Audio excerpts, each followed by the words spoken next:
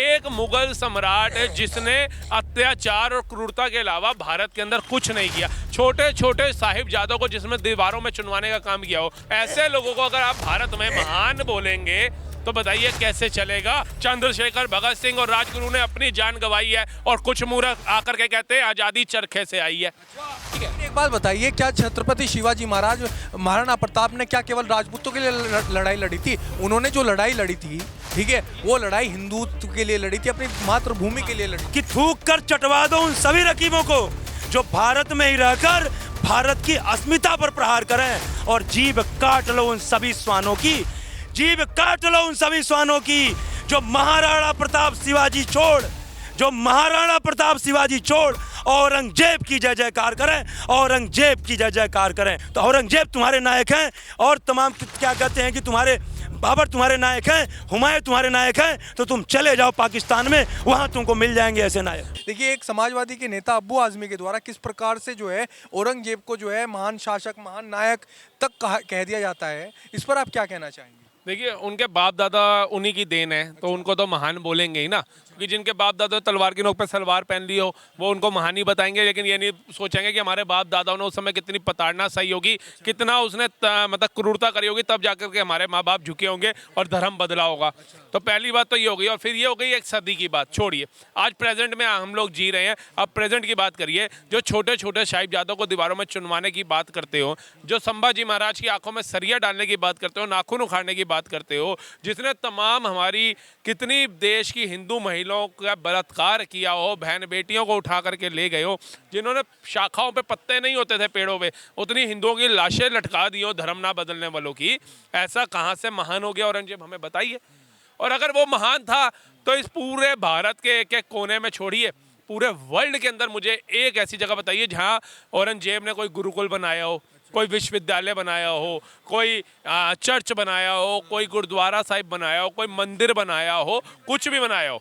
कोई एक उदाहरण दीजिए, एक उदाहरण भी अगर दे दोगे तो मैं कहूँगा चलो जहाँ गलत था, एक का भी इन लोगों के पास उदाहरण नहीं होगा। इस जो महान बताने वाली जो ये होड़ है औरंगजेब को, इसमें एक नेता और आते हैं, इमरान मसूद।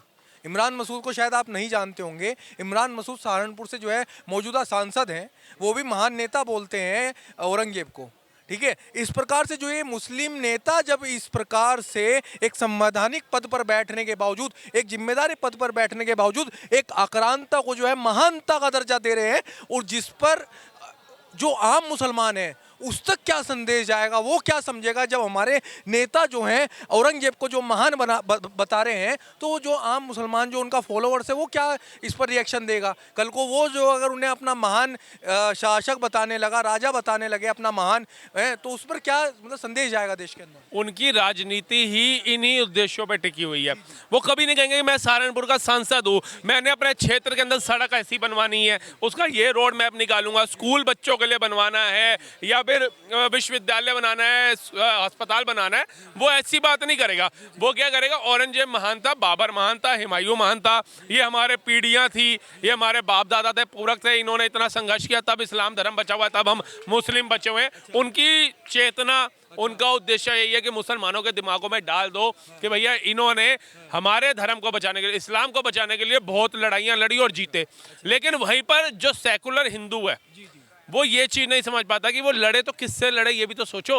आपको एनसीईआरटी की किताबों में तो पढ़ा दिया कि भैया मुगल आए थे 1685 में ये युद्ध जीते, 1700 में ये युद्ध जीते, 1800 में ये फलाना युद्ध जीते, इतना तुम्हारे को बता दिया। पानीपत की लड़ाई से लेकर के सारी लड़ाइयाँ तुम्हें बता दी, लेकिन कभी उसके अंदर ये बताया गया कि जिस वो राजा से जीते उसका कसूर क्या था, ये कहीं नहीं लिखा। ये कहीं नहीं लिखा। उस राजा का कसूर यही था कि वो अपनी प्रजा के साथ था। वो राजा अपना धर्म बदलने को कबूल नहीं कर रहा था उनकी बातें। वो राजा जो था कहता था भैया मैं अपने प्रजा के लिए, अपने क्षेत्र के लिए, अपने राज्य के लिए अपनी गर्दन कटा सकता हूँ, लेकिन धर्म नहीं बदल सकता। वो धर्म ना बदलने की जो प्रताड़ना उन राजाओं ने सही, जो उनकी महारानियों को, रानियां जो थी, जितनी दासियां थी, उनको उठा करके ले जाना, उनके साथ शोषण करना, ये काम था औरंगजेब का, ये काम था बाबर का, ये काम था शाहजहां का। और इन लोगों ने बताया कि इनसे महान तो कोई नहीं था। महान था ना, मुस्लिम था, बहुत अच्छा महान था, दिलों में है। कलाम साहब थे, काम ऐसा किया ना, किसी को दुख नहीं पहुंचाया, इंसान छोड़िए किसी जीव तक को उन्होंने दुख नहीं पहुंचाया, इसलिए वो दिलों में जिंदा है। लेकिन ये बाबर डाबर कहाँ से महान हो गए, ये भी तो जनता को बताइए। बोलनी है, इसमें ऐड करनी है कि बताइए। क्लेम करते हैं कि औरंगजेब ने मस्जिदें तोड़ी, वो ये भी बता दी कि वो शिया मस्जिदें थी। जो गुजरात में से मस्जिद है वो खुद सुन्नी था, उसने जो भी आदिल शाह जफर की जो मस्जिदें तोड़ी वो सारी शिया मुस्लिम्स की मस्जिदें थी। जो मंदिर तोड़े, मंदिर, हजारों मंदिर तोड़े, जो लोग आई मीन क्लेम करते हैं कि मंदिर के साथ मस्जिद भी तोड़े, उनके लिए ये लाइन है कि वो सारी मस्जिदें शिया मस्जिदें थी। औरंगजेब ने जो है सिया मस्जिदें तोड़ी, वो सिया सुन्नी की उससे मानसिकता से। तो हमारे भाई के जो बताया ये भी एक महत्वपूर्ण पॉइंट है, क्योंकि बहुत से लोग इस चीज़ को डिफाइन करते हैं, औरंगजेब को डिफाइन करने के लिए कहते हैं कि उसने मस्जिदें भी तोड़ी। मुझे ज़्यादा हिस्ट्री नहीं पता, मतलब मैं हिस्ट्री का स्टूडेंट नहीं हूँ, मैं कॉमर्स का स्टूडेंट हूँ, बट मतलब आई मीन जो लोग इस चीज़ को जस्टिफाई कर देते हैं कि मस्जिद, क्या मानते हैं औरंगजेब महान था, क्या था? मैं क्यों महान मानूंगा, मतलब आई मीन ऐसे आप क्या सोचते हैं, एक भारतवासी होने के नाते आप क्या कहना चाहेंगे? जो औरंगजेब को जो महान बता रहे हैं आज के नेता, अब्बू आजमी, इमरान मसूद जैसे नेता महान शासक बता रहे हैं। 1600 आई थिंक 1600 के आसपास एग्जिस्ट किए थे। मेरी कोई जनरेशन, अब वो हमारे पास कोई लिविंग प्रूफ नहीं है 1600 का, ठीक है, तो कैसा था कैसा नहीं है वो भगवान जानेगा, बट जिस चीज़ के रिटर्न प्रूफ हैं, लेकिन इतिहास में तो ये कहा गया है कि हिंदुओं के साथ उन्होंने नरसंहार करा। औरंगजेब ने हिंदुओं की माता बहनों की जो है इज्जतों के साथ तार तार की। मैं राजस्थान से हूँ, हमने आपको तो ज़्यादा पता होना चाहिए ना औरंगजेब के बारे में। हमने आउटसाइडर से 400 साल लड़ाई लड़ी है, 711 से लेके 1092 तक। हम जितना हमने इंडिया को डिफेंड किया है उतना किसी ने नहीं किया है। हम 1092 तराइन की वॉर हारे, 100 साल में इंडिया गुलाम हो गया। तो जो लोग बोलते हैं हमें हम राजपूतों को जो बोलते हैं मुगल पुत, सालों कर लेते डिफेंड, 100 साल डिफेंड कर लेते, 100 साल में तुम्हारी फटके हाथ में आ गई, 100 साल में केरला तक पहुंच गए मुगल, और इनको लगता है कि ये लोग डिफेंड कर लेते, ठीक है। लेकिन एक बात बताइए, क्या छत्रपति शिवाजी महाराज, महाराणा प्रताप ने क्या केवल राजपूतों के लिए लड़ाई लड़ी थी? उन्होंने जो लड़ाई लड़ी थी, ठीक है, वो लड़ाई हिंदुत्व के लिए लड़ी थी, अपनी मातृभूमि के लिए लड़ी। अपनी मातृभूमि के लिए लड़ी थी, देखो ये फैक्ट है। ऑफ कोर्स अपने राज्यों के लिए लड़े थे, जैसे उनका राज मेवाड़ था। राज्य नहीं, भारत भूमि के लिए लड़ी थी। ऑफ कोर्स, क्योंकि देखो उन्होंने हम ये चीज आज के समय में युवाओं के अंदर प्रचलित है कि भारत भूमि के लिए लड़ी गई थी, राजपूतों के लिए नहीं लड़ी गई थी। आपको पता है जिस समय महाराणा प्रताप जो थे, अब ये चीजें अगर हम खोदें ज्यादातर जाएं तो महाराणा प्रताप का साथ भी इतिहास है कि राजपूत शासक राजाओं ने नहीं दिया था, लेकिन उन्होंने जो लड़ाई लड़ी थी वो केवल एक किसी जाति के लिए नहीं लड़ी थी। नहीं लड़ी, क्योंकि देखो आप मुझे देखो 1200 के आसपास जो आए मुगल वगैरह, मुझे एग्जैक्ट नंबर डेट्स नहीं पता, ठीक है, पर उससे पहले आप मुझे इंटरनल राज्य की धर्म की लड़ाई नहीं बता सकते कि मान लो कि जैसे कि राजस्थान के राजपूतों ने यूपी में जाके कब्जा किया, उत्तराखंड में जाके कब्जा, राज्य की लड़ाई अलग होती थी। उन्होंने राजपूत बाद में थे, पहले हिंदू थे वो, ठीक है। मराठा भी जैसे थे, छत्रपति शिवाजी महाराज थे, वो मराठा बाद में थे, पहले हिंदू थे, ठीक है। ये हमें सोचना पड़ेगा। पृथ्वीराज चौहान जी चौहान थे, लेकिन वो हिंदू थे। आप किसी भी, आपने सुना कि वो लड़ाइयाँ जो हुई, राजपूतों ने ब्राह्मणों के साथ से लड़ी, सिखों ने राजपूतों के लिए लड़ी, सब किससे लड़े? एक ही धर्म के खिलाफ, अधर्म के खिलाफ लड़े, सारे अधर्म के खिलाफ लड़े। और वो अधर्म फैलाने वाला, मस्जिदें भी तोड़ी भाई, शिया मस्जिदें थी। अधर्म फैलाने वाला कौन था? एक ही क्रूर था। किस धर्म को प्रमोट करना चाह रहा था? भारत के नक्शे को कौन सा नक्शा रंग देना चाह रहा था वो, ये भी तो समझना पड़ेगा। ये कोई नहीं समझता, बस उसने उसका कहा था, वो छोड़ दो, जो हुआ सो हुआ। तो भैया आज भी तो उसी के चंद कदमों पे चलने की बातें होती है ना। और एक इंसान अगर बुरा था, आज हमारे कोई पिताजी के ऊपर भत्रिपड़ी कर दे तो हम उसको लापा मार के भगा देते, तो हम ये बोल देना कि चलो उसके मुंह से निकल गई, माफ करो। करता है कोई? ये गांधी जी ने क्या अंग्रेज इसलिए कहते कि एक गाल पे चाटा मारे दूसरा आगे कर दो, तो गांधी ने दोनों गालों पे चाटे खाए और कुछ नहीं किया। और अंग्रेजों ने कहा यार महापुरुष है, ये तो चाटों पे चाटे खा रहे हैं, कुछ बोलते ही नहीं है, हमें भारत छोड़ देना चाहिए। अरे कितनों ने फांसियों पे लटक गए, कितनों ने गोलियां खा ली, तब जाके आज़ादी मिली। कहते हैं लाखों ने गोलियां और हजारों ने लाठियां खाई हैं, चंद्रशेखर, भगत सिंह और राजगुरु ने अपनी जान गंवाई है, और कुछ मूर्ख आकर के कहते हैं आज़ादी चरखे से आई है। पूछिए इनसे जाकर के, कौन सी आज़ादी चरखे से आई है? तो ये बेवकूफ़ बनाने का जो उद्देश्य था ना, अगर चरखा चलाने से अंग्रेज भागते ना, तो भगत सिंह जी को 22 साल की उम्र में फांसी का फंदा नहीं चूमना पड़ता, ठीक है, देश के लिए निस्वार्थ नहीं होना पड़ता। तो ये मूर्खों वाला इतिहास हमें मत बताओ। आप लोगों की बात ठीक है, हमारी अपनी मान्यता है, संविधान हमें राइट देता है बोलने का, हमारी बात जज्बात बोलने का, तो आप उस पर रोक नहीं सकते हो। लेकिन ये कहीं पे नहीं लिखा कि जबरदस्ती का पिता थोप दोगे आप, फिर उसके बाद चाचा नेहरू कह के चाचा थोप दोगे, उसके बाद आयरन लेडी कह करके बिटिया थोप दोगे, उसके बाद भी आपका मन नहीं भरेगा तो भैया यूपी से बबुआ लाकर थोप दोगे, फिर उसके बाद दीदी थोप दोगे, और मन नहीं भरेगा तो फिर वहां पे जाकर के बंगाल की दीदी हमें थोप दोगे, उससे भी पेट नहीं भरेगा तो दिल्ली के अंदर एक मूर्ख आकर के कहेगा भैया मैं तो लाल हूं, मैं तो बेटा हूं। अरे हम रिश्तेदारियों के लिए थोड़ी ना सरकारें चुनते हैं, हम देश के विकास के लिए चुनते हैं, अपने बच्चों के भविष्य के लिए चुनते हैं, अपने भविष्य के लिए चुनते हैं। अगर आज हम टैक्स दे रहे हैं, अपनी गाड़ी कमाई का एक एक पाई टैक्स के रूप में अगर दे रहे हैं, हमारे मंदिर टैक्स दे रहे हैं, तो वो इसलिए दे रहे हैं कि हमारे देश में रहने वाले जो लोग हैं उनका भला होगा, वो तरक्की करेंगे, हमारा देश तरक्की करेगा। लेकिन क्या होता है, जामिया इस्लामिया में पैसा दे दिया जाता है हमारे टैक्स का, वो 5-5 रुपए की थालियों के अंदर शाही खाना खाएंगे, फ्री में रहेंगे, स्कॉलरशिप पे फ्री में लेंगे, और हमारे ही देश को डुबोने की बातें करेंगे, हमारे ही देश को काटने की बातें करेंगे। कितना अफजल मारोगे, हर घर से अफजल निकलेगा, ऐसे नारे वहां लगाए जाएंगे, देश को तोड़ने की बात होगी। मतलब टुकड़े पे भी हमारे ही पलोगे और हमारे को ही गालियां दोगे, और आप लोग सोचोगे हम लोग मूर्ख हैं, उसका समर्थन करेंगे। तो ये बदलता भारत है, नया भारत है, इसके अंदर आप लोगों का विरोध होगा ही होगा। तो जो योगी आदित्यनाथ ने कहा है उस बयान का आप समर्थन करते हैं? क्योंकि बहुत से लोग योगी आदित्यनाथ के बयान का जो है विरोध पर उतरे हुए हैं कि इस प्रकार से जो है योगी आदित्यनाथ ने जो विधानसभा में खड़े होकर कहा है कि भाई उसको जो है उत्तर प्रदेश के अंदर भेजो, अब्बू आजमी को, उसका इलाज हम कर देंगे। तो इस पर आप क्या कहना चाहेंगे? मैं अंत में आपसे केवल ये पूछना चाहता हूँ। देखिए बहुत सही है। आज एक बात बताइए, अगर आज कोई पाकिस्तान जिंदाबाद का नारा भारत में लगा दे तो उसके ऊपर केस बन जाता है ना, देशद्रोही का मुकदमा बनता है ना। अगर कोई तिरंगा ले आए पाकिस्तान का और यहाँ लहरा दे तो उस पर देशद्रोही का मुकदमा लगता है, नहीं लगता है।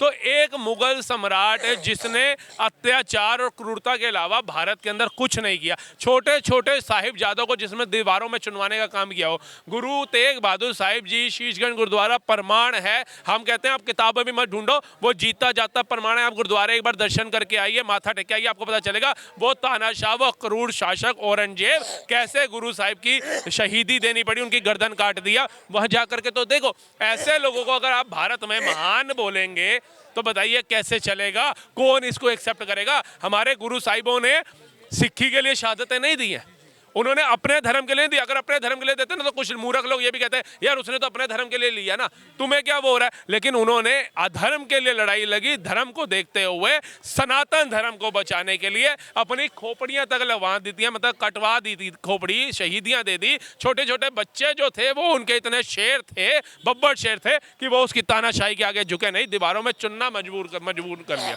तो ऐसे तानाशाह को अगर आप औरंगजेब जैसों को महान बोलोगे तो मैं कहता हूँ योगी आदित्यनाथ ने बिल्कुल ठीक है, और इनका अच्छे से इलाज होना चाहिए, नॉर्मल इलाज नहीं होना चाहिए। देखिए जरा एक लाइन कह देना चाहता हूँ। जी बताइए। एक लाइन कह देना चाहता हूँ कि थूक कर चटवा दो उन सभी रकीबों को। पहले थूको और बोलो चाटो, कि थूक कर चटवा दो, थोड़ा सा, कि थूक कर चटवा दो उन सभी रकीबों को जो भारत में ही रहकर भारत की अस्मिता पर प्रहार करें। पहले थूको और बोलो चाटो, कि थूक कर चटवा दो उन सभी रकीबों को जो भारत में ही रहकर भारत की अस्मिता पर प्रहार करें, और जीभ काट लो उन सभी श्वानों की, जीभ काट लो उन सभी श्वानों की जो महाराणा प्रताप शिवाजी छोड़, जो महाराणा प्रताप शिवाजी छोड़ औरंगजेब की जय जयकार करें, औरंगजेब की जय जयकार करें। और सम्मान करो उसका तुम जो सिर्फ राष्ट्रवाद की बात करे, और गले लगा लो उन सबको तुम जो सिर्फ इंसानियत की बात करे, सिर्फ इंसानियत की बात करे। औरंगजेब ने अपने पिता को गद्दी से धक्के मार करके उसको जेल में डाल दिया, और उसके बाद उसको पर्याप्त पीने तक का पानी नहीं दिया। उसने रिक्वेस्ट किया कि हमको कम से कम पानी तो दे दो, फिर भी उसको पानी नहीं दिया गया औरंगजेब के द्वारा। तो उसने फारसी में एक जो है शेर लिखा, वो मुझे पूरा याद नहीं है, लेकिन उसका मतलब ये था, हिंदी में उसने कहा कि तुमसे बेहतर तो वो हिंदू हैं, वो सनातनी हैं जो मरने के बाद भी अपने पितरों को, अपने माता पिता को पानी देने का काम करते हैं, और तुम जीते जी हमें जो है पानी नहीं दे रहे हो। बाप और माता दुनिया में चाहे वो किसी भी धर्म मजहब में पैदा हो, माँ बाप से बढ़ करके दुनिया में कोई नहीं होता है। माँ बाप भगवान के रूप होते हैं, और तुम्हारे लिए तो तुम इस्लाम मानते हो तो तुम्हारे लिए माँ बाप अल्लाह के रूप है। और तुम जब अल्लाह को नहीं माने, अल्लाह के साथ इंसानियत को रोदने का काम किए, अपने माँ बाप के साथ इंसानियत को रोदने का काम किए। तो मैंने कहा ना, गले लगा लो। इंसानियत की बात करते हो, चाहे किसी धर्म पंथ मजहब से हो, उसको मैं गले लगाने का काम करता। लेकिन जो इंसानियत को रोदने का काम करे, उसकी जीभ काट लेनी चाहिए, उसकी जीभ काट लेनी चाहिए। योगी आदित्यनाथ जी ने बिल्कुल सही कहा कि जो कहीं ना कहीं किसी भी रूप में, चाहे उन्होंने उसने मंदिर तोड़ने का काम किया, उसने जो है तमाम लोगों को क्या कहते हैं कि तमाम हिंदुओं को टुकड़े टुकड़े करने का काम किया, धोखे से मरवाने का काम किया। युद्ध भी जो है युद्ध नीति के आधार पर नहीं लड़ा उसने। किस बात का तुम कहते हो वो कुशल शासक था, वो एक अच्छा शासक था, वो अच्छा क्या कहते हैं हमारा नायक था। यदि तुम्हारा नायक है तो औरंगजेब तुम्हारे नायक हैं, और तमाम क्या कहते हैं कि तुम्हारे बाबर तुम्हारे नायक हैं, हुमायूं तुम्हारे नायक हैं, तो तुम चले जाओ पाकिस्तान में, वहाँ तुमको मिल जाएंगे ऐसे नायक। आप क्या कहना चाहेंगे? देखो, औरंगजेब को हीरो मारना बहुत गलत है, ठीक है। आप चाहे चलो, ये तो हिंदूवादी हिस्टोरियंस को लोग पढ़ते हैं, मैं कह रहा हूँ आप जो है डिस्कवरी ऑफ इंडिया पढ़ो जवाहरलाल नेहरू की, उन्होंने भी यही लिखा है कि जो औरंगजेब था वो एक धर्मांध था, कट्टरवादी था, और उसने जो है सही उसने काम नहीं करे। तो औरंगजेब को हीरो जो मानते हैं बिल्कुल गलत करते हैं, ठीक है। जो देश के मुसलमान, देखो उनकी कोई जवाबदेही नहीं है कि औरंगजेब ने जो करा उसकी जवाबदेही आज के मुसलमानों से है, पर उनको हीरो भी नहीं मानना चाहिए। जो औरंगजेब है उनको हीरो नहीं मानना चाहिए। हीरो तो भारत के जो भगत सिंह है, चंद्रशेखर आज़ाद है, अशफाक उल्ला खान है, महात्मा गांधी हैं, ये लोग हीरो हैं। तो ये लोग हीरो हैं हमारे, तो ये लोग हीरो थोड़ी हैं। आप क्या कहना चाहेंगे? सर, मैं मुल्ला मुलायम यादव के लड़के से बोलना चाहता हूँ कि जब राम मंदिर बना था तो तू कहाँ चला गया था? जब तू नकली है, नकली हिंदू, तो जाके वहाँ पे कुंभ में जाके स्नान कर रहा है। फिर ये अखिलेश पार्टी, इनने भगवान राम में इनके बाप ने मौलाना मुलायम सिंह यादव ने गोलियां चलाई थी राम भक्तों पे। तो ये सब लोग ऐसे ही हैं जो हिंदू धर्म का विरोध करते हैं। ऐसे मौलाना यहीं पैदा होते हैं। इन लोगों को चला जाना चाहिए पाकिस्तान। जो अपने देश के अंदर औरंगजेब जैसे भ्रष्टाचारी या राक्षस की बात करते हैं, वो तो राक्षस था जो 900 साल पहले आया था और हिंदू धर्म खत्म किया था। और इन्हें सब बता दिया, मैं क्या बताऊं इनको कि गुरु गोविंद सिंह जी को मारा है, वो मारा है। तो चलिए, आप लोगों ने सुना किस प्रकार से जो है अब्बू आज़मी और इमरान मसूद के बयान पर जो है जनता ने अपनी प्रतिक्रिया दी। तो राष्ट्र धर्म से जुड़े रहें। धन्यवाद।